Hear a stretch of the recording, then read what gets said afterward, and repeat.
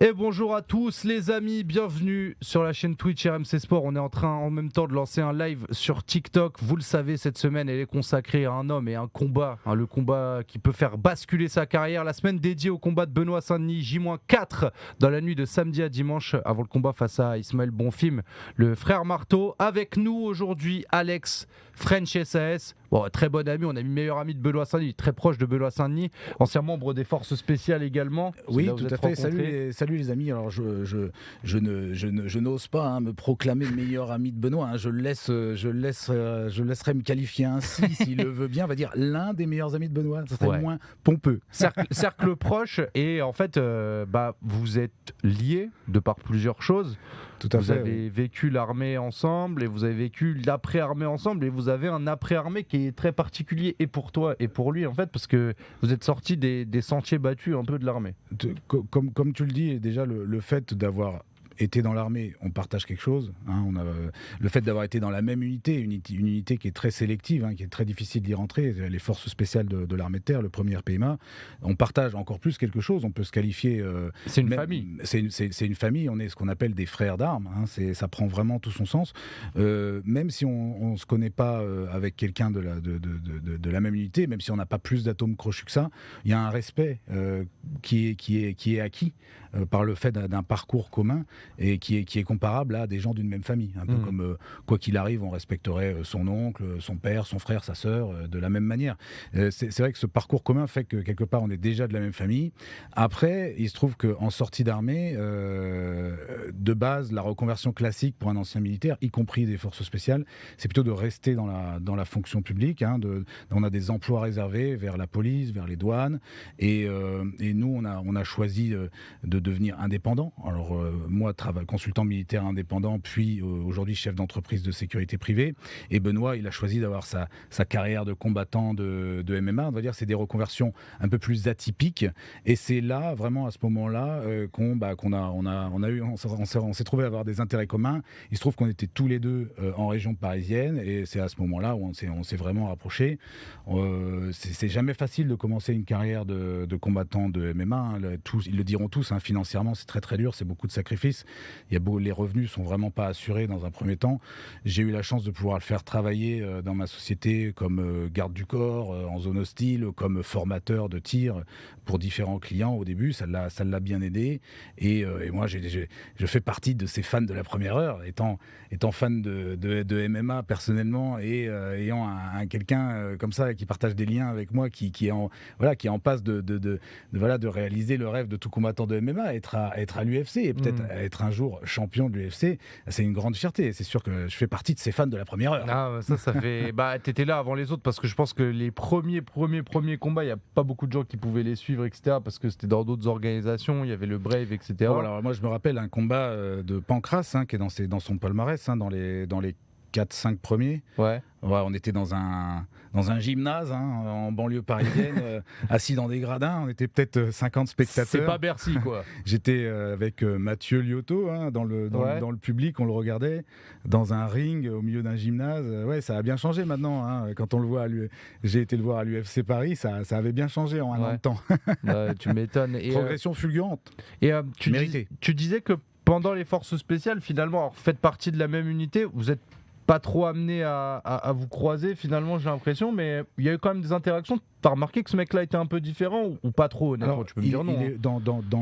Dans une unité de force spéciale, on est quelques centaines d'opérateurs, pas plus. Donc il y a beaucoup d'autres gens qui travaillent autour de nous, qui sont dans la logistique, le commandement. Maintenant, les opérateurs qui vont réellement sur le terrain, on n'est que quelques centaines dans une unité comme celle-là. Et il se trouve qu'on est divisé en équipes, donc des équipes d'une dizaine de personnes. Okay. Et moi, je n'étais pas dans la même équipe que Benoît, je n'étais même pas dans la même compagnie. Donc en fait, je suis plus vieux que lui. Je l'ai croisé sur la fin de ma carrière. Du coup, on s'est pas beaucoup croisé au régiment. Il y en a un qui est en Afghanistan pendant que l'autre il est en France en train de s'entraîner. Et puis quand l'autre revient en France, l'autre part au Mali faire des missions. Okay. En fait, on se croise très très peu. Maintenant. On sait à peu près qui est dans le régiment, et comme je te l'ai dit, même si on se connaît pas personnellement, il y a déjà des liens de frères d'armes qui se créent. T'as aucune idée à ce moment-là Lui, ce Non, qu'il aime, j'avais déjà entendu parler de lui. Ah ouais. Pas combien. Ah mais qu'est-ce que alors justement, C'est-à-dire que il y a des gens dans les forces spéciales qui ne croient qu'il y a que ça dans la vie. D'accord. Tu vois ce que je veux dire? Non. C'est-à-dire que c'est vrai que c'est un rêve pour beaucoup de gens d'être opérateur des forces spéciales. Moi, personnellement, c'était mon rêve quand j'étais adolescent. J'avais envie de devenir opérateur des forces spéciales et je pense que Benoît, c'était la même chose pour lui. Mais toi aussi, t'as la famille qui était dans le circuit un peu? C'est quoi? Non, moi, du tout, j'avais aucune famille dans l'armée, contrairement à Benoît qui, lui, est issu d'une famille de militaires. Moi, ça m'est venu comme ça. Tu sais, t'as des réflexions de gamin quand t'es un gamin. Donc, je regardais le film Rambo, je regardais le film Predator. J'avais envie de faire pareil que Schwarzenegger et Stallone, quoi, et Chuck Norris. Donc voilà, moi je suis rentré pour des motivations de gamin et finalement je suis bien tombé. Ça m'a beaucoup plu comme métier, notamment servir la France. Même si ça c'est pas forcément quelque chose qui intéresse beaucoup de gens. Enfin, je pense que ça intéresse beaucoup de gens, mais c'est pas tout le monde. Mais aussi être au cœur de l'actualité et mettre sa pierre à l'édifice dans l'actualité. C'est ça qui est très gratifiant dans les forces spéciales. Ce que je voulais dire par là, c'est que un opérateur des forces spéciales, souvent, il a l'impression qu'il n'y a plus que ce métier-là qui est intéressant dans la vie et que tous les autres métiers du monde, toutes les autres fonctions sont nulles, quoi. Tu vois ce que je veux dire ? Ouais. Et être civil et puis même être militaire, mais pas dans les forces spéciales, il y a cette mentalité qui traîne un peu de dire que c'est nul. Ouais. Et pas être un mec derrière un bureau, quoi. Ouais, bon voilà, même s'il y a plein d'emplois qui sont pas derrière un boulot, l'opérateur des forces spéciales a tendance à croire qu'il y a un peu que ce métier-là qui existe et qui est bien, quoi. Alors que c'est pas du tout le cas. Et il y en a certains, comme moi et Benoît, qui se disent que voilà, arrivé à un certain âge, peut-être il y a un autre rêve à accomplir dans la vie. Moi, mon deuxième rêve, c'était de devenir chef de ma propre entreprise. Je savais pas exactement où ça allait me mener. Ça m'a mené là où je suis aujourd'hui et je regrette pas.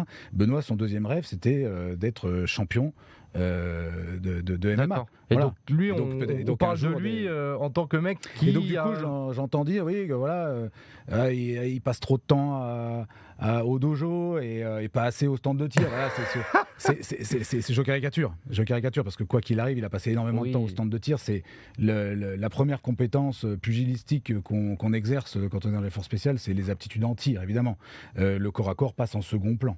Mais lui, voilà, il passait beaucoup plus de temps à s'entraîner. C'est vraiment à cette époque-là où il a commencé je pense, à comprendre qu'il avait un potentiel et à se perfectionner dans toutes les composantes du MMA, parce qu'il vient du judo, Benoît. Du coup, voilà, il s'est mis à la boxe, il s'est mis au jiu-jitsu brésilien. Il y a des très bons clubs dans le sud-ouest. Et il a découvert qu'il était vraiment doué pour ça. Et c'est vrai que ça pouvait faire jaser certaines personnes de se dire que il en fait trop avec son MMA. C'est pas ça le métier d'opérateur des forces spéciales, c'est les flingues, et il n'y a que ce métier-là dans la vie. Donc, voilà. Moi, j'ai entendu beaucoup de gens à cette époque-là peut-être critiquer Benoît sur cet aspect-là, et aujourd'hui, ils ferment tous. De quel côté je peux le faire Ils ferment tous leur museau. Salut les gars, on se rappelle très bien qui disait quoi. Maintenant, ils sont tous en train de. Voilà, j'ai pas envie de dire de gros mots, mais ils sont tous derrière lui à lui lécher certaines parties des orteils. C'est la mode. Parce que maintenant, ça y est, il est à l'UFC, il est connu. Mais vous inquiétez pas, on sait qui était là au début et qui croyait en lui, les amis. Non, mais alors, juste une question, parce que du coup, tu dis qu'il passe du temps au dojo, il vient du judo, etc. Alors, j'ai un truc qui me vient en tête, et je pense que si tu connais MMA, tu suis le MMA. Tu sais, en Russie, le sambo, qui est l'art martial qu'on transmet à l'armée russe, se retranscrit très bien dans le MMA. Est-ce que vous, dans les enseignements de l'armée, est-ce que vous apprenez le corps à corps, qui normalement c'est la neutralisation immédiate, j'imagine, ça peut servir au MMA? Oui, alors dans l'armée française, je pars du général, dans l'armée française, les sports de combat sont pratiqués. Okay. On fait pratiquer aux soldats, on va dire ce qu'on appelle la boxe pied-point. C'est rarement dans les règles de la boxe thaï, c'est plus dans les règles de la boxe française et du kick. On fait pratiquer ça aux soldats de manière générale, et on leur fait aussi pratiquer des systèmes de corps à corps qui sont soit tournés vers le maintien de l'ordre, donc ce qu'on appelle ça le TIOR, technique d'intervention opérationnelle rapprochée. C'est vraiment tourné vers les soldats qui sont amenés à faire des missions telles que Sentinelle, se balader sur le territoire français pour la sécurité des concitoyens, et qui évidemment vont pas employer la force létale s'ils peuvent pour se prévenir pour intervenir sur des forcenés. Ils vont faire comme les policiers finalement, ils vont avoir un corps à corps en utilisant le minimum de violence. Donc, tu vas montrer après un peu à quoi ça ressemble. clé de bras. Donc, Allez. du coup, et après, il y a un autre système de corps à corps qui s'appelle le C4, corps adapté corps à corps adapté aux contraintes du combattant. L'acronyme a changé plusieurs fois, mais en gros, c'est C4. Ça, c'est vraiment un corps à corps à tuer. Donc, c'est vraiment pour les situations de combat. Donc là, on peut utiliser des armes blanches, on peut utiliser tout ce qui nous tombe sur la main dans le but de neutraliser la menace en face le plus vite possible. Là, il n'y a pas de considération de gestion du niveau de violence comme il pourrait y avoir dans un pays en temps de paix. Et donc, c'est violence maximale autorisée. Violence maximum autorisée, évidemment. Alors, c'est les unités de l'armée combattante qui apprennent ça. Alors, évidemment, je ne suis pas adepte du mythojutsu, Benoît non plus. Donc, c'est pas parce qu'on fait quelques cours d'un système de corps à corps, aussi dangereux qu'il soit, que ce soit Krav Maga, Systema ou autre C4, c'est pas parce qu'on fait quelques cours de ça qu'on est un tueur à main nue. Ça doit s'appuyer, absolument, ça doit s'appuyer sur des bases très très solides de sport de combat déjà, pour que quelqu'un sache donner des coups, les encaisser, se positionner correctement dans l'espace. Mais on va dire qu'une fois que la personne a un niveau correct en sport de combat, on va lui apporter des techniques supplémentaires qui vont peut-être lui servir, soit pour maîtriser quelqu'un avec le minimum de violence, soit neutraliser quelqu'un le plus rapidement possible en situation de guerre. Okay. Voilà, c'est des petites techniques supplémentaires. Il ne faut pas s'imaginer que tous les soldats qui ont eu ces cours sont des tueurs à main nue, c'est surtout pas le cas. Mais voilà, c'est vrai qu'il y a des petites techniques supplémentaires qui permettent de donner l'avantage. Voilà, il faut quand même pratiquer le sport de combat à un bon niveau pour être efficace avec ces systèmes, sinon ça ne sert à rien.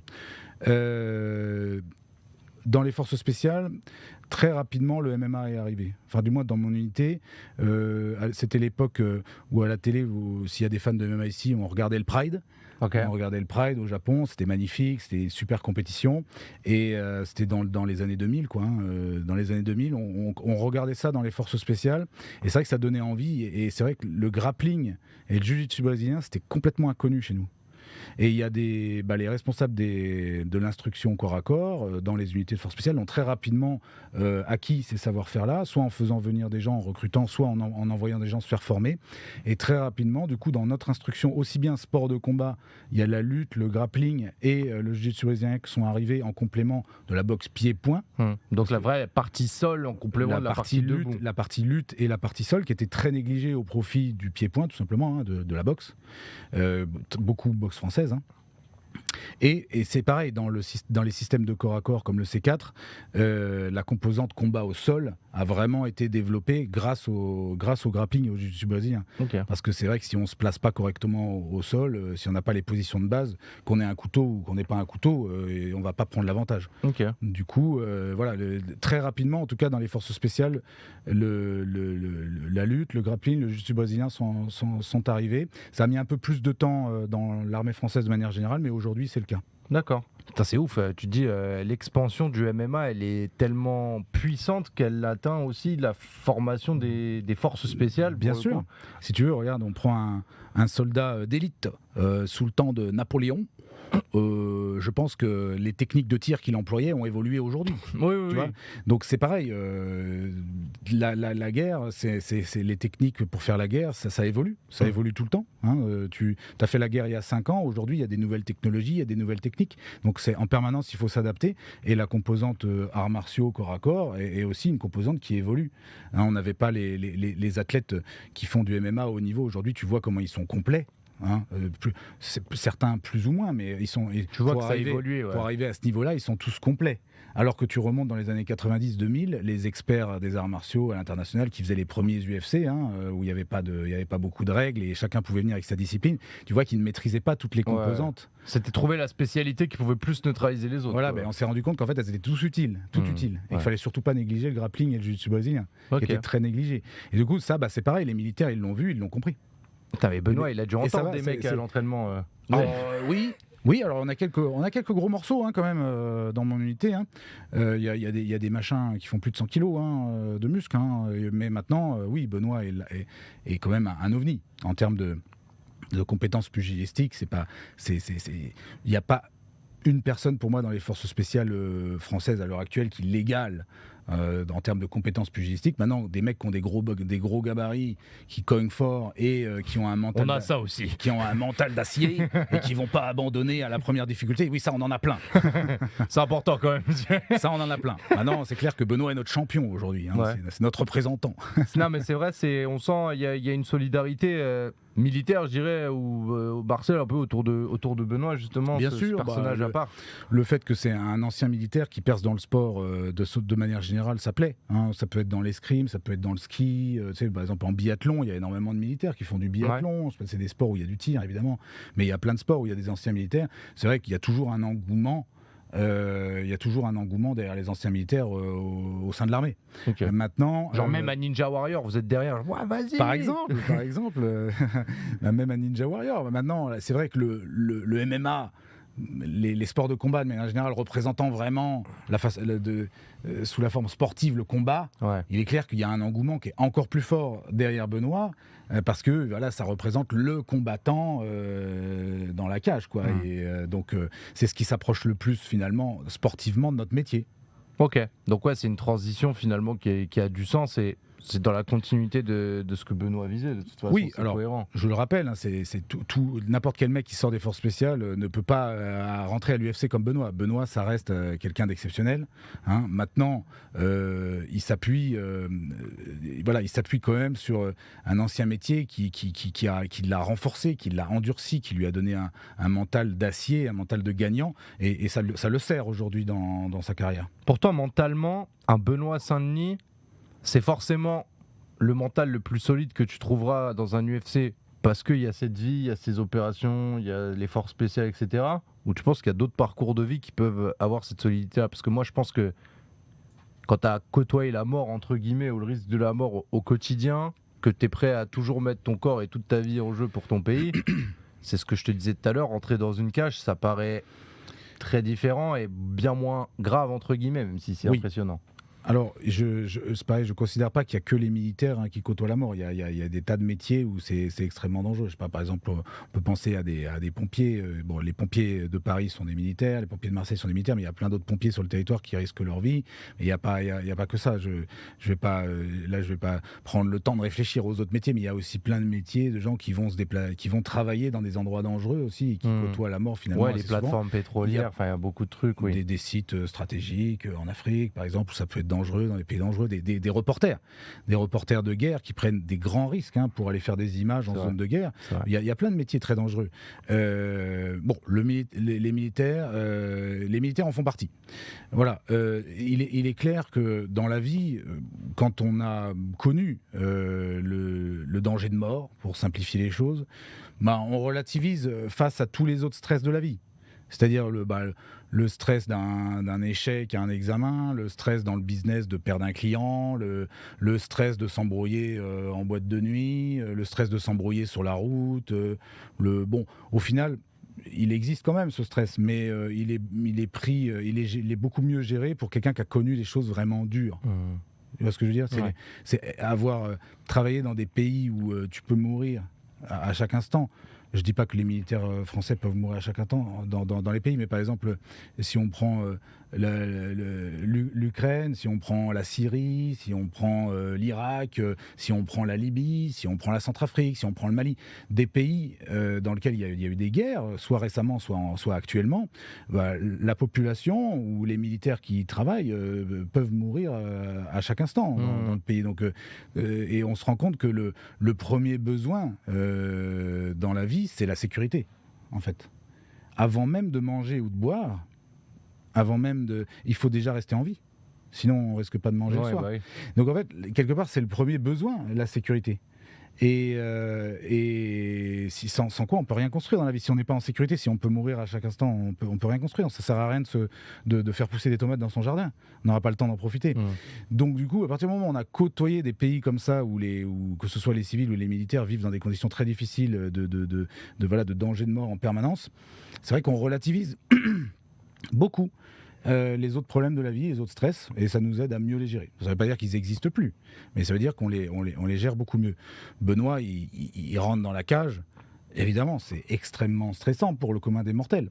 C'est Ouais. extrêmement stressant pour le commun des mortels. Il y a des gens qui le regardent, il y a la moitié des gens qui veulent le voir tomber KO, il y a l'autre moitié des gens qui espèrent qu'ils mettent KO le mec d'en face, et les gens qui crient, j'entends souvent dans le public « tue-le », Ouais. mais personne va mourir. Personne va mourir dans la cage. Ça arrive, ça s'est déjà arrivé ? Bah, à ma connaissance, non. Non, des blessures très graves qui ont, Oui. qui ont créé des séquelles, malheureusement, sur des athlètes, oui. Mais a priori, personne ne sort mort de la cage. L'arbitre est là pour ça, le personnel soignant est là pour ça, les coachs sont là pour ça. Donc, même ce stress-là, quelqu'un comme Benoît, il l'aborde de manière beaucoup plus souple parce qu'il se dit, de toute façon, je ne vais pas mourir dans cette cage. Ah bah justement, parce que tu vois, je trouve qu'il y a un côté qui est un peu, pas contradictoire, mais paradoxal. C'est que je me dis, tu viens des forces spéciales, tu viens de procédures, de préparation, de planification pour des opérations, des choses qui sont hyper carrées, dans lesquelles je pense que tu minimises les risques, etc. Enfin, il faut qu'il y en ait le moins possible. Donc tu peux t'attendre à ce que Benoît, ce soit un espèce de grand calculateur dans la cage, très stratège, très sur la retenue. Et c'est absolument pas son style. Son style, c'est la guerre. C'est ce qu'il a fait avant, en fait. Oui. Alors, Pour toi, c'est normal ou... Alors, deux choses. La première chose, Benoît, il est arrivé dans le MMA il y a combien de temps ? Bah, c'est... il le dit. Ça fait 4-5 ans. Ça fait 4-5 ans qu'il est dans le MMA. 2019, ça fait 4 ans. Ça fait 4 ans qu'il est dans le MMA. Que je me fasse foudroyer si j'ai oublié quelque chose, mais je crois que ça fait 4 ans. C'est quand même extrêmement jeune. Et puis, il reste extrêmement jeune aussi. En âge, il est jeune. Il a grimpé très très vite. Et je crois qu'il n'y a aucun Français qui est arrivé aussi vite à l'UFC en temps de carrière. Ouais. Pareil, il a c'est- égalité avec Cyril Gann. À égalité avec Ouais. Cyril Gann. Très bien. Bon, c'est une bonne. Ça va, on Ça se va place bien. Ça va, par rapport à Cyril Gann, je pense que la comparaison est sympathique. et du coup, voilà, il est arrivé très très vite à l'UFC, il est arrivé très très vite au top niveau, il a été très très vite exposé médiatiquement, tout ça. Il y a beaucoup d'attentes qui pèsent sur ses épaules. Évidemment, avec la jeunesse, la fougue. Et voilà, cette violence qu'il a en lui, qui s'est canalisée et envoyée dans la cage, évidemment, il peut être tenté de faire le show. Maintenant, il n'est pas fou non plus. Mais est-ce que c'est Quand peut-être aussi parce qu'il se dit quand on- justement je vais pas mourir donc je peux y aller. Oui, bien sûr, mais quand on regarde vraiment ce qu'il fait, c'est pas insensé ce qu'il fait. Ah non. C'est C'est pas juste insensé. que c'est sur un C'est rythme toujours- et sur une approche qui est pas Oui. l'habitude des combattants français. On va parler. Il n'est pas là pour laisser des temps morts, il est là pour gagner. Il est là pour détruire son adversaire sportivement, et il y va, il tente le tout pour le tout, mais ses actions ne sont pas complètement déraisonnables. C'est quand même quelqu'un qui a des grandes compétences pugilistiques. Ah bah oui. Et puis il n'y a rien qu'à regarder ce qu'il fait en lutte, ce qu'il fait en sol. Ça se voit que ça réfléchit très très vite dans sa tête. Hein. Pour toi, il est meilleur. Il a un fight IQ qui est démesuré en fait. C'est juste qu'il le fait très vite. Ça va très vite dans sa tête. Et puis c'est surtout que c'est dans ça va de l'avant quoi. Regardez à quelle vitesse des fois il prend le dos de son adversaire, ou quand son adversaire est dans le dos, à quelle vitesse il sort de cette situation-là. C'est parce que le mec il réfléchit super vite. Son fight IQ il est hyper élevé. En fait, il arrive à se repositionner très vite. Donc, en gros, dire que c'est un bourrin, c'est pas vrai. C'est un bourrin qui sait ce qu'il fait. Il bourrine stratégiquement. Non, pour moi, il a un gros cerveau. Ouais. Il a un très gros cerveau. Enfin, du moins, pour les mecs des forces spéciales, il a un gros cerveau. Tu penses qu'il est meilleur debout au Non, sol, Benoît ? Benoît, il est bon partout. Après, il y a pas. On va dire que les gens sont peut-être pas aussi bons que lui au sol. Mais lui, pour moi, il est équilibré. Il est bon debout comme au sol et en lutte aussi. C'est juste qu'il y a peut-être peu de gens qui ont son niveau en sol. D'accord. Ce qu'on peut oublier un peu. Des avec punchers lui. comme lui, il y en a des meilleurs, mais par contre qui ont aussi ses compétences au sol. Ça fait aussi c'est ça son avantage, c'est qu'il n'a pas de point faible. Il peut t'éliminer debout comme au sol. Hein. Est-ce que à l'armée, même si je sais que vous êtes croisés, etc., est-ce qu'il avait déjà cette gueule qui faisait beaucoup plus vieux que son âge ? Parce que je le rappelle, il a 27 ans, mais il a ce visage qui porte les stigmates, un peu comme on dit, d'une vie Oui, mouvementée. on en prend des coups dans la gueule dans les forces spéciales. Alors, Parce que je veux dire, il fait presque ton âge alors que t'es plus vieux que toi. Ouais, il pourrait passer plus non, vieux mais que toi, par exemple. c'est parce que moi j'ai le J'ai une secret, crème. Parce que moi je mets de la crème contour pour les yeux déjà. Ça m'évite d'avoir les petites pattes doigts là. Et moi j'ai le secret de la fontaine de Jouvence. Ça, c'est bon, ça. Je le révélerai pas, c'est interdit aux moins de 18 ans sur l'antenne, mais... Alors, oui, on en prend des coups dans la gueule. En fait, c'est pas qu'on fait beaucoup pour Sport Dogma, on en fait. Plus que dans les autres métiers. Mais on n'en fait pas énormément non plus. Ce que je veux dire, c'est qu'on a un métier qui prend beaucoup de chocs, quoi. On saute en parachute, on transporte du matos, on se casse la gueule la nuit avec des visions nocturnes sur le nez, on se frite avec des mecs, on attrape des mecs, on les fait prisonniers, on se fait tirer dessus. Ouais, je pense que votre gueule, c'est le dernier truc qui compte. Voilà, ça, on prend des dégâts. Les dégâts sont avant tout... voilà, il y a beaucoup de dégâts articulaires. Moi personnellement, j'ai déjà de l'arthrose dans des articulations, alors que voilà, j'ai que 38 ans, quoi. Donc bon. On est ensemble. Maintenant, t'inquiète. lui, c'est vrai que son visage, il est buriné. Oui, c'est vrai, de base, il est comme ça. Hein. Non, mais t'es comme ça, même avant l'armée. Enfin, quand il arrive, il était déjà, il avait déjà les oreilles abîmées. Ouais. Et puis là, il a rajouté dans ses premiers combats des grosses cicatrices. Après, c'est comme ça. Hein. Mais oui, il avait déjà un visage qui faisait plus vieux que son âge. Ouais. Voilà. C'est un peu comme un mec qui est tombé dans la potion magique, Benoît. Ah ouais, non, il est. Ouais, non, mais c'est ça, il a un côté un petit peu. Mais du coup, voilà, je pense qu'il y a, quand on disait, voilà, pour moi, c'est pas du tout un bourrin. C'est quelqu'un qui a un gros cerveau. Et c'est juste quelqu'un qui est capable de beaucoup de violence. Et on est souvent dans le cliché de se dire que quelqu'un qui est capable de beaucoup de violence, il n'a pas de cerveau. Mais c'est pas vrai. En fait, il a un très gros cerveau, il réfléchit très vite. Et oui, c'est vrai, il est encore jeune et il acquiert l'expérience. Là, pour moi, ça y est, il est prêt à monter au plus haut niveau. Et maintenant, il va avoir ses fight plans, ça va être chiadé, il va les suivre. Voilà, il va plus se laisser peut-être emporter comme il l'a pu le faire sur des combats précédents qui étaient plus faciles. Maintenant, il va vraiment prendre la mesure de l'enjeu et il va vraiment respecter son vachement. Je pense on va vers un Benoît Saint-Denis de plus en plus stratège. Ouais, je pense que de toute façon, quand tu vas monter en puissance dans les combats, c'est aussi une nécessité. Tu disais tout à l'heure, on parlait un petit peu en off, on parlait de ce combat, cette seule défaite finalement de Benoît Saint-Denis qui a la décision. Oui, d'ailleurs, elle devrait être. Ouais.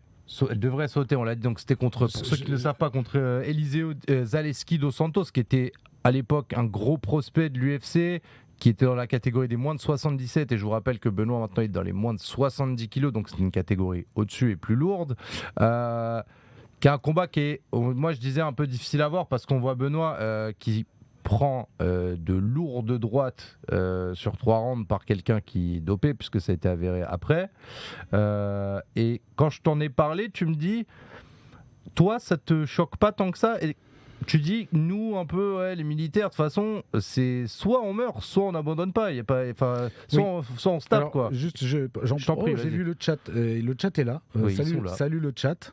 Du coup, j'ai vu que ça mentionnait beaucoup Daniel dans le chat. Évidemment, Benoît n'aurait pas les compétences en MMA qu'il a aujourd'hui s'il n'y avait pas son coach Daniel Warin, le meilleur coach de France, de mon point de vue. Après, je ne suis pas expert, hein, je suis juste un amateur de MMA. Mais, celui qui allait le plus loin à l'UFC, tout simplement. Celui qui a eu le plus de titres avec des combattants à l'UFC étrangers, hein, d'ailleurs, des Brésiliens. Ouais. Lyoto Machida, Anderson Silva et Dan Henderson, qui sont les principaux. Il est clair que Daniel lui a donné. Voilà, il est parti d'un mec solide des forces spéciales qui se débrouille déjà extrêmement bien en sport de combat et il lui a donné tout ce qu'il faut pour être au niveau où il est aujourd'hui. Donc évidemment, on salue Daniel Warin. Salut. D'ailleurs, merci pour le t-shirt Team Daniel Warin. J'ose pas trop le mettre, j'ai peur de me faire péter la gueule quand je me déplace avec dans Paris. Hein, parce que les mecs voient marqué Team Daniel Warin et se disent ouais putain, c'est un mec de l'UFC, on va venir le tester. Mais non, moi je suis pas à l'UFC, les gars, laissez-moi tranquille. Donc... ouais, mais t'as tourné avec Benoît, tu m'as dit. J'ai tourné avec Benoît, j'ai mis 5 jours à m'en remettre derrière. Non, mais qu'est-ce qu'il t'a fait? C'est quoi? C'est les low kicks? C'est quoi? Non, mais c'est parce que non, il est très pédago, Benoît. Il sait que j'ai pas son niveau, donc il m'a pas massacré. Mais on s'est entraîné, on était en Irlande du Nord, on travaillait justement dans la sécurité privée ensemble. On s'entraînait dans un gymnase désaffecté dans lequel il y avait des rats morts sur de la pelouse synthétique, c'était même pas un tatami. Évidemment, il m'a ouvert dans tous les sens et il y a des petites bactéries qui se sont mis dans mes plaies. Staphylocoque doré et j'ai failli y passer. Non, mais t'imagines, t'as tourné avec Benoît Saint-Denis, t'as failli crever, mais pas j'ai dû partir chercher des antibiotiques rapidement. C'est ouf quand même. C'est une bactérie qui est très dangereuse. Le staphylocoque doré, ça fait des infections du sang. Ouais. Et voilà ce que je me rappelle de mon dernier sparring avec Benoît Saint-Denis. T'as retenté depuis ou non? Non, j'ai pas eu l'occasion. J'ai une entreprise à gérer. Malheureusement, j'ai plus trop le temps. Maintenant, il s'entraîne beaucoup. il s'entraîne souvent. J'ai un centre d'entraînement dans lequel on fait des formations tir, combat, secourisme pour des professionnels en Essonne, hein, à Villebon-sur-Yvette. Sur place, il y a un très beau dojo avec on peut s'entraîner contre les murs, il y a un pan de cage. Et Benoît, voilà, là maintenant, il a déménagé dans le sud-est, mais il revient s'entraîner en préparation de ces combats-là. Et puis, pendant des années où il était en région parisienne, il faisait, on va dire, 25-30% de son entraînement à cet endroit-là, avec toute la team Warin. Donc je les vois tout le temps. C'est vrai que j'ai pas trop l'occasion de m'entraîner avec eux, mais ça serait avec plaisir. C'est juste je manque un peu de temps pour ça. Et peut-être que j'ai peur aussi. Non, je n'ai peur de rien. Ouais. Mais on en revient donc on salue Daniel Warin, évidemment, sans qui Benoît serait pas qui il est aujourd'hui. Mais pour ta question de l'arbitre qui veut pas... Qui arrête pas le combat, et voilà, ça fait beaucoup polémique. Faut penser aux athlètes, les blessures qui peuvent les marquer à vie, qui peuvent briser leur carrière. Je remets pas en cause ça. Prendre un KO, avoir un œdème cérébral, c'est pas anodin. Se faire déplacer les cervicales, se faire prendre une fracture, bien sûr, c'est pas anodin tout ça. Maintenant, en tant que frère d'armes de Benoît, je sais ce qu'il a dans la tête à ce moment-là. Il préfère. Voilà, il veut pas qu'on l'arrête dans un combat. Il veut pas taper. Benoît, il tapera jamais. Benoît, il tombera KO ou il tombera dans les pommes. Mais jamais il tapera et jamais il acceptera qu'un arbitre arrête le combat. Alors l'arbitre, il fera bien ce qu'il veut. L'arbitre, évidemment, c'est lui qui est souverain dans la cage. Mais là, quelque part, l'arbitre qui arrête pas le combat sur le combat avec Eliseu dos Santos, quelque part, il est en connexion avec le mindset de Benoît. Il sent son chi, il sent ses ondes cérébrales puissantes qui lui disent je n'abandonnerai pas, je suis loin d'être terminé. Et en fait, voilà, il prend des coups très durs, il titube, il perd l'équilibre, il prend des ascenseurs, mais à aucun moment il est KO. À aucun moment il réagit plus. Ouais. Et la preuve, c'est que derrière, son check-up médical derrière, il a rien au cerveau, il a pas de blessure grave. Voilà, évidemment, il a ramassé, il a des hématomes, mais comme tout combattant qui rentre dans la cage ou sur un ring. Hein. Voilà, donc ça va très vite de dire oui, oh là là, l'arbitre, machin, mais il a respecté. Moi, je suis bien content qu'il l'ait fait. Ça paraît bizarre, mais je sais ce que Benoît a dans la tête et j'ai la même chose dans la tête. C'est je préfère tomber KO. Raide ou m'évanouir dans un étranglement, faire péter le bras, quoi. Que d'abandonner en fait. Et c'est ça, c'est ce mindset de guerrier qu'il a et qui provient des forces spéciales.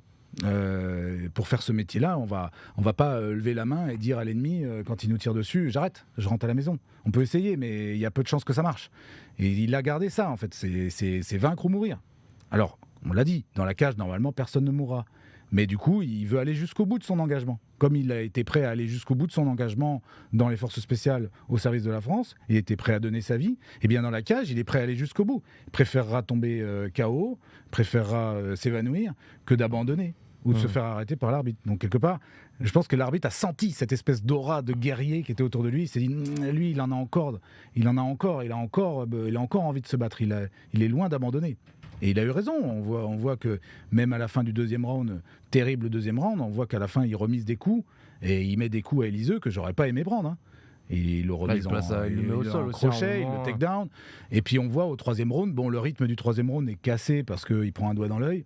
Et c'est vrai que la vérité, Benoît m'a dit, vraiment, j'ai été touché à l'œil, c'était pas du tout simulé. Et il aurait dû avoir 5 minutes hein, parce qu'il voyait vraiment plus rien d'un œil. Hein. Il m'a dit j'ai vraiment pris un bon à l'époque et il voyait vraiment plus rien et ça a cassé le rythme du troisième round. Mais dans le troisième round, il aurait pu être très très dangereux pour Eliseu hein, s'il n'avait pas pris ce doigt dans l'œil.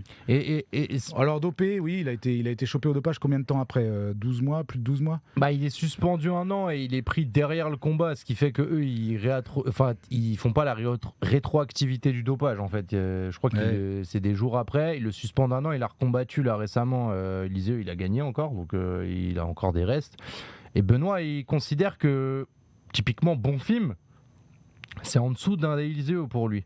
Pour lui, c'est pas le plus gros défi, c'était Eliseu, par la catégorie de poids, par le statut que ce mec avait à l'UFC, parce qu'à l'époque, c'est un potentiel top 15 qui peut très très vite monter parce qu'il frappe fort, il finit, etc., etc. Il finit pas Benoît Saint-Denis déjà. Mais je sais que t'es plutôt sur cette longueur d'onde. Toi, le Ismaël Bonfim, ça t'impressionne pas trop, alors que tout Alors, Tout s'aligne pour dire que Benoît n'est pas favori là-dedans. Personnellement, je devrais monter dans la cage, ça m'impressionnerait. Mais non, bon film pour Benoît, non, ça l'impressionne pas lui, ça impressionne pas ses supporters à Benoît. Benoît est bien plus complet, Benoît a plus d'allonge. Voilà, bon film, il fait 1m72. Attends, moi, je suis pas en train de dire que je suis grand, hein, moi je fais 1m76. Hein. Donc je sais ce que c'est que des techniques de combattants petits. Hein. Je sais ce que c'est, faut être explosif, faut mettre KO sur un coup, faut se rapprocher sans tomber sans se faire contrer. Je sais très bien ce que c'est, et voilà, il se trouve que bon film est encore plus petit que moi. Je sais très bien ce qu'il va tenter. Il va tenter d'exploser et de mettre Benoît KO très rapidement. Mais voilà, Benoît, il est complet, debout, en lutte, au sol. Benoît, il a un peu plus d'allonge. Benoît, il est gaucher. Il a une excellente jambe gauche. Faire attention à sa jambe gauche. Et pour moi, il va appliquer le fight plan. Il va le laisser faire des erreurs. Il va le contrer. Il va l'emmener au sol. Il va le soumettre. Et pour moi, bon film, il est largement en dessous. S'il est très dangereux debout, évidemment, c'est un énorme puncher. Pour moi, il est largement en dessous de Benoît au sol. Ouais, il a perdu beaucoup par soumission. Et en lutte. Film. Et en lutte. Et il est moins bon que Benoît en lutte. Et il est moins bon que Benoît en sol. Ouais. Bah, il a perdu par soumission mon film. Et tu sais, moi, j'avais dans mon idée de combat, je me dis, il y a un secteur dans lequel je suis sûr à 4000% que Benoît peut le dominer. C'est s'il l'emmène contre la cage et dans les vraies phases de lutte. Parce que c'est pas une facette du jeu de bon film qu'on voit beaucoup. L'aspect, comment je vais t'amener au sol, comment je vais te contrôler. Avec Daniel et son équipe, ils travaillent énormément le dirty boxing. Hein. C'est-à-dire je peux expliquer vite fait ce que c'est hein. Bah, c'est des sorties de clinch, c'est des frappes en clinch, c'est tout ce que les mecs aiment pas trop voir à l'écran quand ils connaissent pas trop, c'est des faces collées. C'est écraser le pied de l'adversaire, c'est lui mettre des coups d'épaule, que ce soit au sol ou en clinch, c'est s'arracher d'un clinch et remiser directement avec du crochet. C'est ça du dirty boxing, c'est boxer dans des distances qui sont pas de boxe, c'est boxer dans des distances de lutte. Je laisse les plus expérimentés, les plus experts du chat corriger mes propos. Hein. Mais le dirty boxing, c'est ça. Hein. C'est boxer dans des distances qui ne sont pas prévues pour la boxe. Et du coup, Benoît est extrêmement dangereux là-dessus aussi. Hein. Attention, hein, Benoît s'entraîne beaucoup là-dessus avec Daniel. Hein. Bah oui, puis c'est des phases qui sont techniquement dans les gros combats, c'est des phases dont tu as besoin très souvent en fait. Parce que si tu as le contrôle de cette partie-là, tu peux aussi dicter un peu le combat. Bah voilà, tout à fait. On est d'accord. Donc non, pour moi, je me lance. J'ai vu que la cote de bon film et le donné gagnant. Moi, je vous dis, les gars, allez tous parier sur la plateforme de votre choix. C'est quoi la plateforme de prédilection ? Nous, sur Twitch, c'est Winamax, mais sur Winamax, il est coté à 3,45 Benoît Saint-Denis juste pour gagner. Après, je pense qu'une soumission comme toi, tu la vois, ça doit être 5 et quelques. Je vois victoire de Benoît, premier round, soumission. Premier round, étranglement arrière. En plus. Et si ça se passe, attention. Tu vas être réclamé. Si ça se passe, tu vas être réclamé. Tu me fais revenir là, je commande tous les combats. Ramenez l'oracle. Les gens ils vont être comme ça dans le chat. Ramenez l'oracle, s'il vous plaît. Oui, alors là, le prochain combat de Cyril Gagne, il va le mettre KO comme ça sur une. T'imagines ? Non, mais moi je le vois comme ça. Bon, bien sûr, j'ai très peu de chances d'avoir raison. Ça va peut-être être. Voilà, c'est quand même des combattants d'un très haut niveau que les combats se terminent rarement au premier round. Hein. Mais voilà, je le sens comme ça. Je sens Benoît contrer bon film qui se jette. Je le sens l'emmener au sol et l'étrangler. Ok. Étranglement arrière, victoire première round. En tout cas, ce qui est sûr, c'est que je donne Benoît gagnant. Donc, allez tous parier sur lui. Vous avez gagné de l'argent, les gars. Et en plus, là où je vais aller mettre 2 000 € immédiatement. Ah ouais, t'es chaud. Je suis riche. Ah oui, je pense que c'est ça aussi qui joue.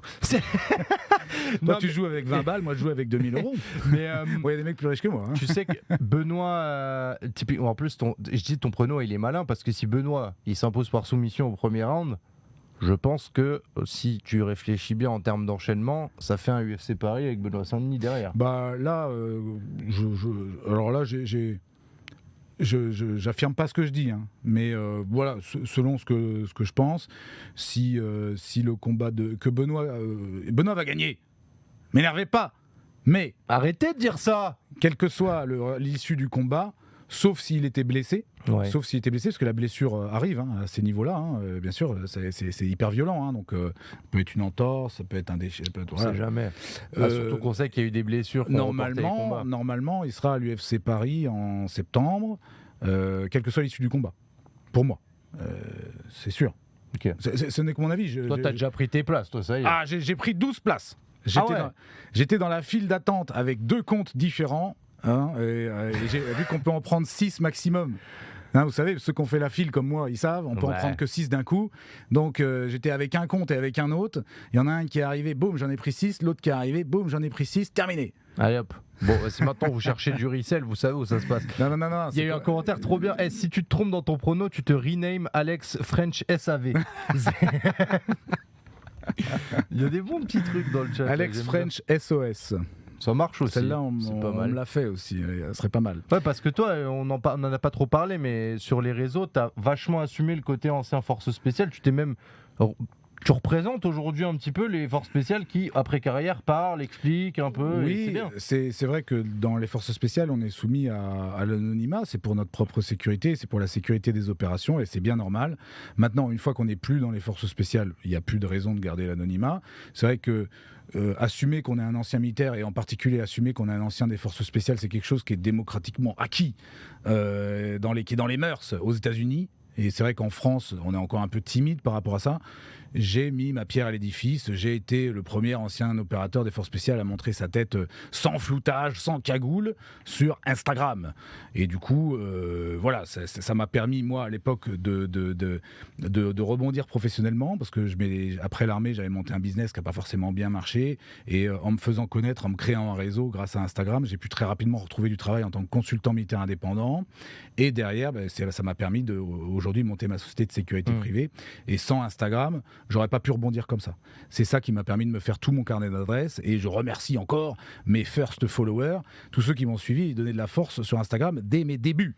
Benoît a fait pareil, hein. Benoît, voilà, enfin, quelque part j'ai un peu ouvert la route. À Benoît, ouais. Et il y en a d'autres, il n'y a pas que Benoît. Hein. Citons par exemple Galix Squad, citons Night Operator, citons Mikhaïlouz, tous ces excellents, citons Raphaël Moyave, citons voilà, tous ces anciens opérateurs des forces spéciales ou de différentes unités spécialisées qui se créent un profil Instagram et ça les aide en fait à se reconvertir, hein, tout simplement. Ça les aide à se faire des contacts et à trouver du business, quoi. Hein. C'est faux.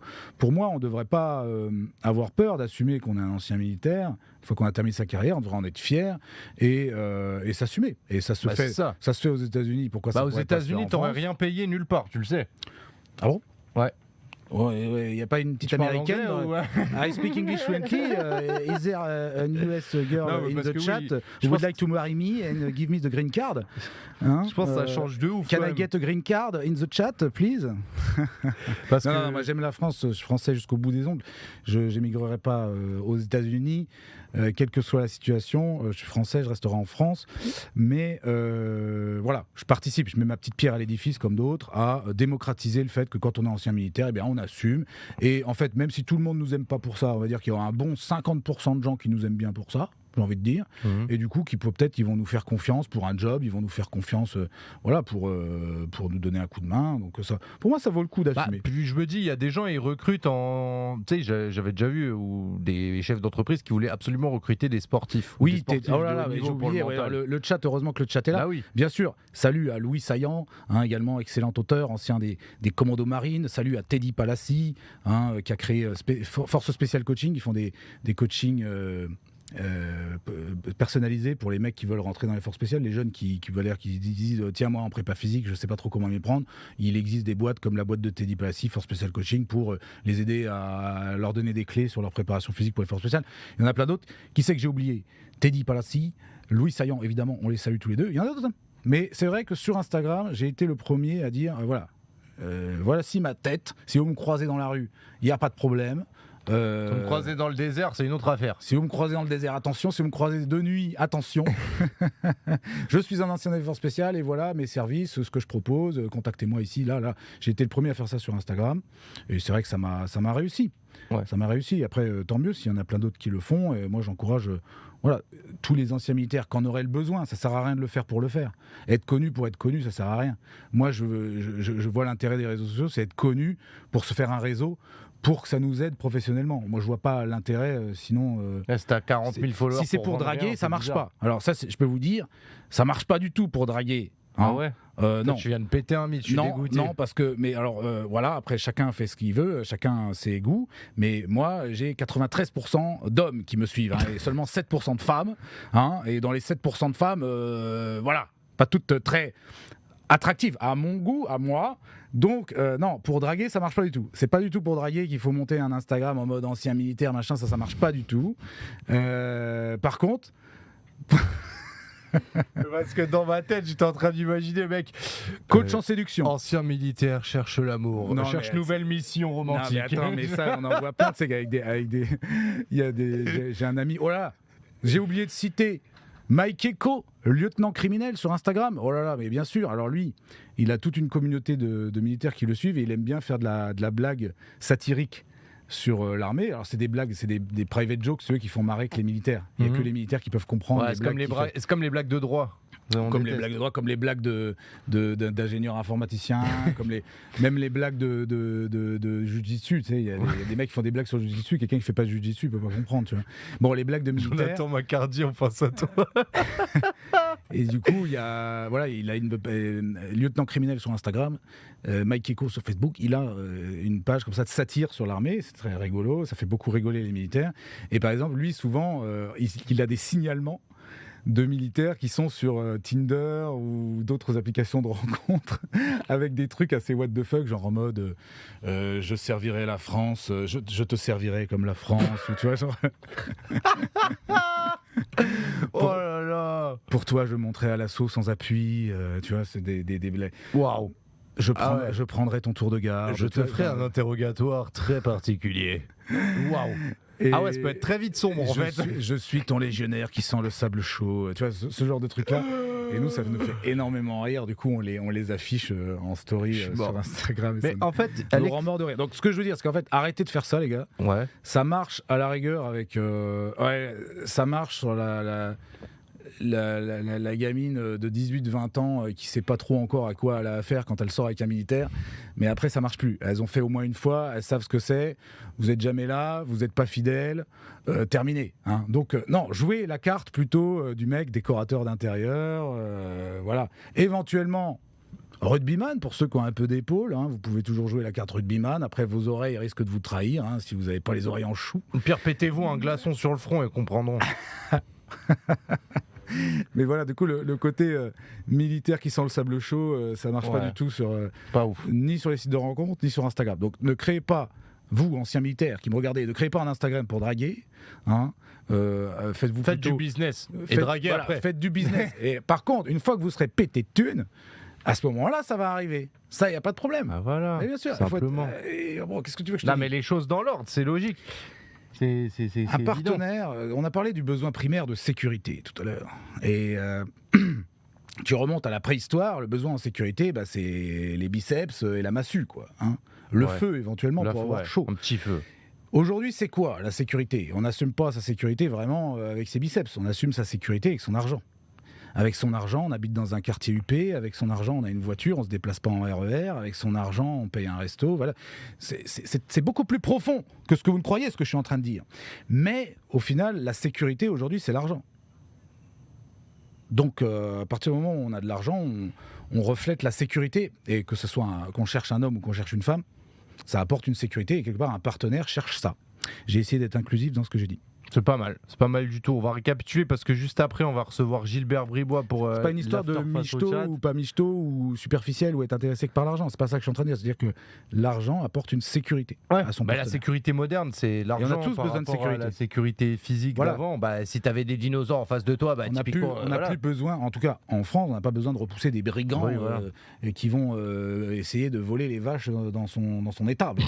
Bon, sauf si on est éleveur. Et là encore, ce sera plus éventuellement des animaux. À la limite, tu feras peut-être de manière distinguée et très civile, civilisée. Il y a peu de chances que tu en arrives aux mains, quand même. Maintenant, donc ton argent te préserve de beaucoup de problèmes. Donc non, essayez plutôt de faire du business, faites de l'argent et ensuite... Il y en a qui te demandent si tu serais chaud de faire du catch professionnel. C'est quoi ça ? Du catch. Mais les combats scénarisés, là ? Bah ouais, en mode l'ancien militaire et tout. Regardez la tête. Ça paye combien Le mec, maintenant, c'est tu lui lâches des montants ou tu lui parles pas. Ça paye combien? Ça paye combien? Donnez-moi un prix, oui, pourquoi pas. En fait, il faut bien me payer là, parce que j'ai une société qui marche bien aujourd'hui, hein, les gars. Hein, donc, mon temps, c'est de l'argent. Là, c'est vraiment parce que c'est RMC et que ça me fait plaisir de parler de mon, de parler avec RMC déjà, qui est une super chaîne pour le sport, et puis qui est aussi de parler de mon ami Benoît, hein, de l'encourager, de lui donner de la force. Maintenant, il est clair que j'ai autre chose à faire que de discuter avec vous. Moi, je veux du cash. Wow. Donc, envoyez-moi des sollicitations professionnelles avec des gros cachets. Hein, sinon, ça m'intéresse pas. Ah ouais, t'es violent quand même. Le meilleur divertissement qu'est le catch. Non mais on récapitule vite fait. Donc, t'as aidé Benoît t'as été collègue de Benoît Saint-Denis dans l'armée. Oui. Un peu éloigné. Derrière. Oui, on n'était pas dans le même groupe. J'étais un peu plus vieux que lui, donc sur la fin, lui sur le début. Derrière, reconversion professionnelle, t'ouvres ta société de sécurité. Tu lui mets un petit pied à l'étrier parce que tu le fais travailler. À ce moment-là, etc. lui, j'apprends qu'il se lance dans le MMA Pro. Et tu l'as aussi aidé sur un autre aspect, a priori, de sa vie. Alors oui. Alors Benoît est marié à une très jolie femme. Il se trouve que j'ai eu la présence d'esprit de les mettre en contact tous les deux. En fait, vous vous rendez pas compte, mais Alex, Fred SS, c'est le copilote d'exception. Le mec, tu sors de l'armée, il te trouve un taf, il te trouve ta femme. Et il te trouvera peut-être un nouveau combat, mais Guillaume Pelletier, il va te casser la gueule derrière. Il va dire, oh, tu fais quoi là? Non, mais c'est ouf dans l'histoire. T'as beaucoup d'impact positif dans la vie de Benoît. La femme de Benoît, la Lou, était une amie. Et puis, du coup, elle m'avait tout de suite parlé de Benoît en mode, oh, tu connais Benoît? Je dis, oui, je le connais, je peux te le présenter. Ils se sont rencontrés tous les deux et ça a matché tout de suite. Après, j'ai plus rien fait. C'était en pilote automatique. Okay. Mais Benoît s'en rappelle très bien. La Lou aussi, à leur mariage, j'ai fait mon petit discours là-dessus où je leur ai bien rappelé où est-ce que ça avait commencé cette histoire. Hein. C'est fort, ça a commencé à Châtelet. Hein, ça lâche carrément les... Cette histoire a commencé à Châtelet, à Paris, au bar... Me dis pas au Café Ose. Non. Ah. Et c'était au... Guinness Taverne. Ah. À la Guinness Taverne, ça a commencé l'histoire. À la Guinness Taverne, c'est un bar rock où il y a des concerts de rock. Et voilà, on s'était posé là, boire des verres, et puis le courant est très vite passé entre eux. 2 semaines après, et ils étaient presque fiancés. C'est fort. Et un an après, ils sont mariés en tout cas. Et du coup, j'ai appris qu'il était combattant pro de MMA. Évidemment, c'est pas évident de trouver ses premiers sponsors. C'est les premiers cachets, c'est 100 balles, 200 balles, 500 balles. On peut pas vivre de ça. Alors, il avait le chômage après l'armée. Et puis voilà, moi, j'ai pu le prester. En même temps, c'était tout bénef pour moi d'avoir un mec de son niveau, ancien effort spécial comme moi, avec des savoir-faire. Puis voilà, un charisme. Le placement est bien fait. C'était un régal pour moi de le prester sur pour ma boîte, sur des missions de protection rapprochée, sur des missions de formation en tir pour des professionnels français. Il a encore bossé avec moi cette année pour nous dépanner. Il est très occupé par sa carrière, mais il a encore bossé avec nous cette année pour faire de la formation zone hostile pour des diplomates du ministère des Affaires étrangères. Okay. Et c'est un plaisir. Pour nous, il est toujours dans l'équipe. Voilà, c'est CH04. On a tous des numéros de matricule dans l'équipe. C'était le 4e mec à bosser avec moi. Aujourd'hui, on est 27. Et lui, c'est le numéro 4. Et ça nous a permis aussi de le sponsoriser. On a été un des premiers sponsors. Voilà, alors aujourd'hui, heureusement, il a trouvé des plus gros sponsors que nous. On est un petit sponsor aujourd'hui, mais on est un des premiers. On est dans les premiers à l'avoir sponsorisé. Et c'est vrai que si ça a pu l'aider, voilà. Je suis fier de ça. Moi, je suis un de ses premiers fans. Hein. Je suis très fan de Benoît. Donc, tu l'as beaucoup aidé. Et je voulais te poser une question qui est un peu personnelle. Et je sais que je l'avais déjà un petit peu posée à Benoît. Mais tu sais, il y a des gens, je pense, qui ont une image de lui où ils font l'association entre l'armée, le fait qu'il ait un tatouage de Templier, un truc, un machin, et ils font des raccourcis. Ouais, mais putain, Benoît Saint-Denis, c'est pas l'espèce de facho qui fait du MMA là. Alors là, j'ai envie de tordre un peu parce que. Alors là, je vous tords le cou direct. Alors, attendez. Juste parlons français. Alors déjà. Et je sais que tu sais parler français parce que c'est French SAS. Non, mais alors Oui. Alors, j'ai choisi French SAS parce que sur Instagram, à la base, je targetais à la clientèle international, tu vois. Donc, je choisissais un nom qui pouvait être compris par tout le monde. Aujourd'hui, il se trouve que mon audimat est plus francophone, donc je suis vraiment retourné vers... je parle beaucoup en français sur mes interviews et sur mes posts et tout, mais à la base, je targetais l'étranger. Et j'ai bien fait parce que les premiers contrats que j'ai trouvés pour me faire bosser en tant que consultant militaire, c'était... Parce que SAS, c'est un sigle aussi. Oui, ça, c'est très connu à l'étranger, surtout par les Britanniques. Et ils ont été intrigués par le fait que French SAS, comment ça, il y a des SAS en France? Oui, mon coco, oui, il y a des SAS en France, je te l'apprends, c'est tel régiment, c'est directement descendant des SAS britanniques. Et là, ça m'a permis tout de suite de trouver des contrats au Royaume-Uni d'ailleurs. Donc, voilà pourquoi le choix du nom. Mais... C'est raccourci là de comptoir là quand je te disais les mecs qui voient alors les mecs qui pensent que les militaires sont des fachos, alors vous avez rien vu. Je sais pas, venez à une soirée avec nous sur Paris voir les militaires ce qu'ils racontent autour d'une bière, ça n'a rien de fasciste, ça n'a rien de putschiste. Voilà, on a des préoccupations de jeunes de notre âge, on parle de demoiselles, on parle de business, on parle de nos blagues de quand on était en mission. Avec toi, pour toi, c'est des conneries, tout ça. Le militaire de base n'est pas du tout politisé. Ouais. En fait, non, mais là, les gens, ils le disent sur Benoît. Parce que le militaire n'est pas du tout politisé de manière générale. Bien sûr. Est-ce qu'il est possible de trouver un militaire politisé? Est-ce qu'il est possible de trouver un militaire facho? Oui, mais en fait, comme dans tout milieu, il est possible de trouver un journaliste facho, alors que la majorité des journalistes ne sont pas des fachos. Tu vois. Et puis, qu'est-ce que ça veut dire, facho? Il faudrait définir le terme, parce que je pense qu'il y a beaucoup de gens qui disent facho sans vraiment savoir ce que ça veut dire. Bon, on n'est pas là pour faire un podcast politique, mais ce que je veux dire, c'est que Benoît, il est fier d'être ancien militaire, il est fier d'être français, il est fier d'être chrétien. C'est quoi le problème? Bah, c'est tout. Parce qu'on est fier d'être français, parce qu'on est fier d'être chrétien, parce qu'on est fier d'être ancien militaire, on serait politisé? Pas du tout. Le drapeau français, il est ouvert à tout le monde. La religion chrétienne, elle est ouverte à tout le monde, comme toutes les autres religions. D'ailleurs, on peut se convertir dans la religion qu'on le souhaite. Si j'ai envie, moi je suis chrétien aussi, si j'ai envie de changer de religion, moi je suis catholique, si j'ai envie de devenir protestant, si j'ai envie de devenir musulman, je peux. Qu'est-ce qui m'en empêche de me convertir? La religion, elle est ouverte à tout le monde. Le fait d'aimer la France, de servir la France, l'armée, c'est ouvert à tout le monde. Hommes, femmes, quelle que soit l'origine sociale, c'est ouvert à tout le monde. Et puis, qu'est-ce que je veux dire? Chrétien, militaire, et qu'est-ce qu'il y avait d'autre comme raccourci? Non, et puis c'était les fier d'être français, fier d'être ancien militaire. Voilà, l'armée c'est ouvert à tout le monde. La France c'est ouvert à tout le monde. Il y a plein de gens qui peuvent devenir français. Il suffit de venir ici, de s'intégrer, d'aimer la France et on peut devenir français. Pour moi, la France c'est très universel. Moi, je vois pas la France comme certains, pour moi, qui sont des extrémistes, qui seraient comme une sorte d'ethnie. C'est pas du tout une ethnie, la France. C'est une nation. Et cette nation-là, elle rassemble des gens autour des valeurs. Et en fait, d'où qu'on vienne, qui qu'on soit, si on partage ces valeurs, si on respecte les règles de la République, ben, on est le bienvenu en France, en fait. Donc, Benoît, il est vraiment dans cet état d'esprit. Bah c'est ça, et puis je me dis en plus les frères d'armes et tout, ça doit être tellement au-delà de tous ces trucs, tu vois. Mais alors si vous voulez, un militaire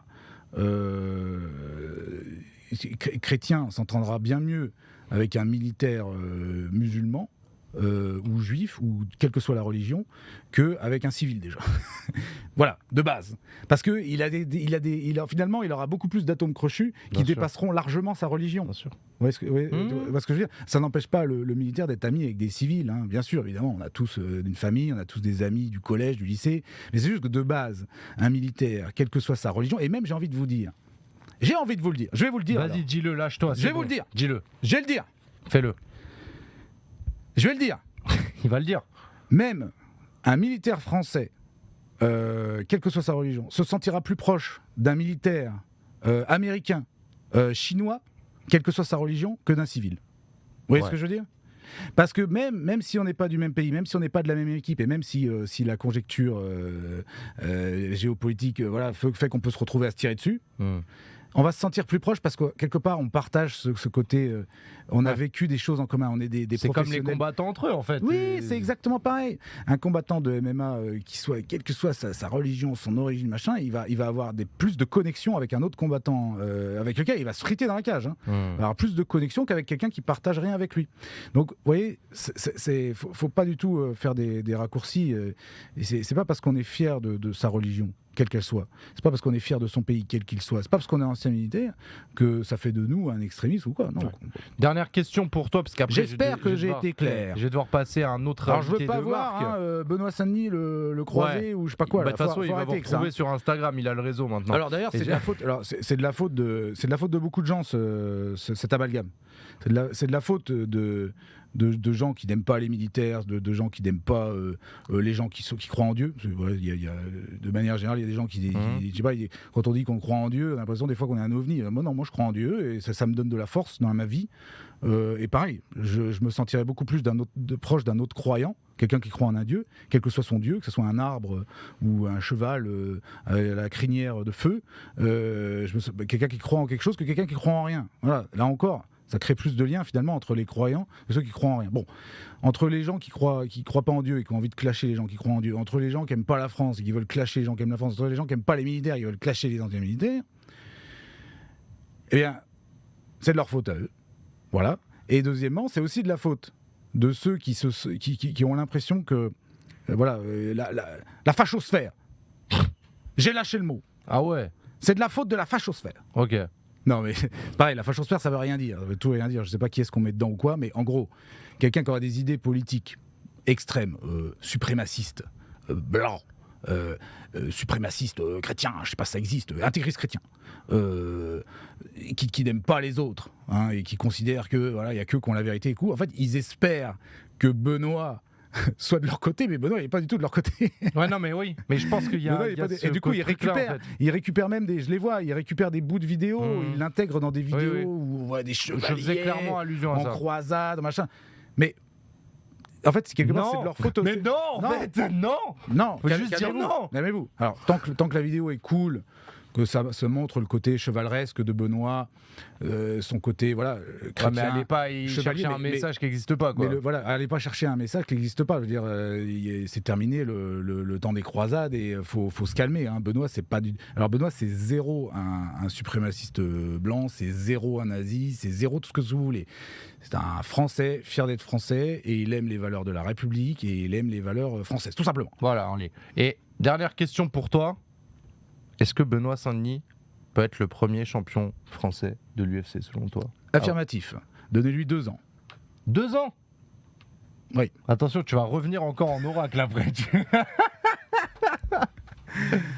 Donnez-lui 2 ans. Alors là, on est en 2023. Ouais.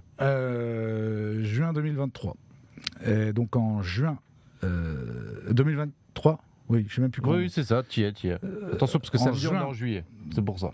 En juin, allez, donnez-moi un mois. Allez, en juillet 2025, Benoît est champion des poids légers à l'UFC. C'est bon ? Oui. C'est noté ? Oui, c'est noté. Voilà. Faut lui laisser quand même le temps. Bah déjà, on fait quoi 3 combats par an, c'est déjà top. Oui. Faut quand même. Il y a énormément de concurrence dans cette catégorie. C'est la catégorie. Je sais pas si t'es d'accord avec moi. C'est la catégorie la plus relevée. Ouais. Clairement. UFC, les poids légers. Ouais. Alors il y a d'autres catégories qui sont très ils sont très relevés, hein, mais les poids légers, je pense que c'est la plus dure. Parce que c'est là où il y a le plus de gens qui mériteraient d'être champions. Ouais. Donc il faut le temps que ça se fasse, le temps que il faut. Mais je pense que dans 2 ans, Benoît est champion des poids légers. Bah écoute, c'est carré. Voilà. Merci beaucoup, Alex French SAS. Donnez la force sur le réseau, sur Instagram principalement. C'est comme ça, c'est écrit là, Alex French SAS. C'est simple.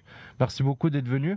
Mais merci à toi de m'avoir accueilli. C'est très sympa. Kiffé. Et on en reparlera. Je pense qu'on aura l'occasion parce qu'on va continuer à suivre Benoît Saint-Denis et ce sera certainement pas son dernier combat à l'UFC. Ah monsieur. Non, ça c'est sûr. Et moi je vous dis, sauf accident, blessure, il sera à l'UFC Paris. Et toi, tu vas mater le combat dans un bar. Il est où le mec qui organise l'UFC Paris là ?